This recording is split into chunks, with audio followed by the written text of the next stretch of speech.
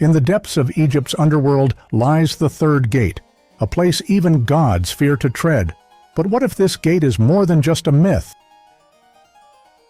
Psychologist Carl Jung saw symbols like this gate as mirrors to our own minds, reflecting the shadows and hidden archetypes within us all. Join us as we uncover the psychological mysteries within the third gate, where every shadow tells a story and each challenge reveals a deeper truth. In this journey, we explore an imagined perspective of Carl Jung, delving into how he might interpret the symbolic depths of Egypt's third gate in the underworld, a powerful metaphor for the human psyche. Greetings, my dear friend. I am Carl Gustav Jung, and today we embark on a journey not through the deserts of Egypt, but through the deserts of your own mind. What if I told you that the greatest battle you will ever face is not with the external world, but within yourself? Deep within you, there lies a force, a shadow, shaping your decisions, controlling your emotions without you even realizing it. Think back. How many times have you acted without knowing why? Felt held back by a fear or doubt that you could not name? This shadow is your hidden self, and to truly live, you must confront it. Allow me to guide you as we walk alongside Ra through the Book of Gates, a journey not just of mythology, but one that mirrors the confrontation with your own unconscious. Are you ready to explore the darkness within and emerge transformed? Scene 1. Confronting the unknown, the shadow. Picture Ra, the powerful sun god, descending into the underworld. There he faces Apep, the serpent of chaos. But this serpent is more than just an enemy. Apep is the shadow, an archetype that represents all that Ra fears and denies within himself. And this is not so different from you. You too have a shadow. It is the part of you that you have rejected, the fears, anxieties, and impulses that you deny. Perhaps it is anger, or perhaps it is that quiet voice that whispers, "You're not enough." But my friend, the more you deny this shadow, the stronger it becomes. If you do not confront it, like Ra with Apep, it will control you. Do not fear it. Meet it face to face. Only then can you transform. Scene 2. The silent judge, the self. Now Ra stands before Osiris, the silent judge. But Osiris is no ordinary god. He represents the self, the totality of your being. He is not here to punish you, but to reflect the truth of who you are. When you face a difficult decision, it is the self that questions you. Is this what you truly desire? Is this who you are? The self seeks balance, my dear friend, not perfection.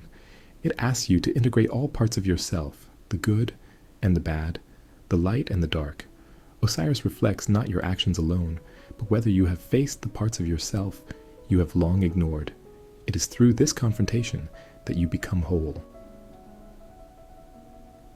Scene 3. The Lake of Fire, transformation. And then Ra reaches the Lake of Fire, a place of danger and transformation. But here is where the true magic lies. The fire does not destroy him, it transforms him. This, my friend, is the process of individuation, the central task of life. To grow, to evolve, we must let the false self burn away in the fire of trials and suffering. Consider the hardships you have faced. Did they destroy you, or did they force you to become stronger, more aware of who you truly are? The Lake of Fire is not a place of death, but of rebirth. It is where the old self dies, and the real you begins to emerge. Are you ready to step into that fire? Scene 4. The 12 Silent Gods, Archetypes. As Ra travels further into the underworld, he encounters 12 silent gods standing before their shrines. These gods are not merely deities of ancient myth. They are the archetypal forces that live within you, the warrior, the lover, the ruler, the sage. Each one of these archetypes influences you more than you might realize. The warrior within you drives you to fight for what matters, even when you are afraid. The lover seeks connection, intimacy, and passion. The ruler commands authority, seeking control and leadership. The sage searches for truth and wisdom. These archetypes are not simply ideas. They are the patterns of behavior that guide you every day. To ignore them is to ignore the forces that shape your life.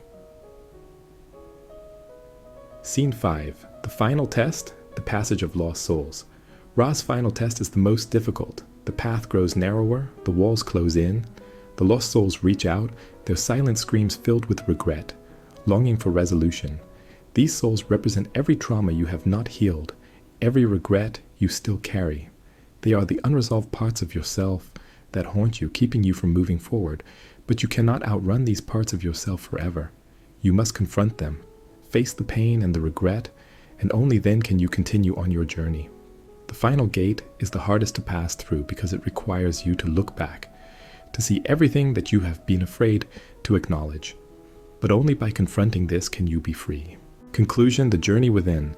And now, dear friend, you see that Ra's journey is not just a myth, it is your journey. Every gate, every trial, is a challenge for you to confront your own inner darkness, to embrace your shadow, and to emerge transformed. This is the path to wholeness, the path to becoming who you truly are.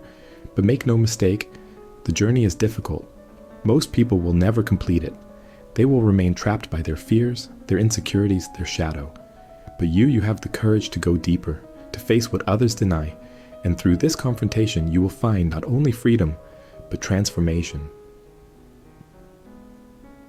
A closing thought. The darkness within you is not your enemy, but your greatest teacher. To truly live, you must not run from it, but embrace it. Only then will you become whole.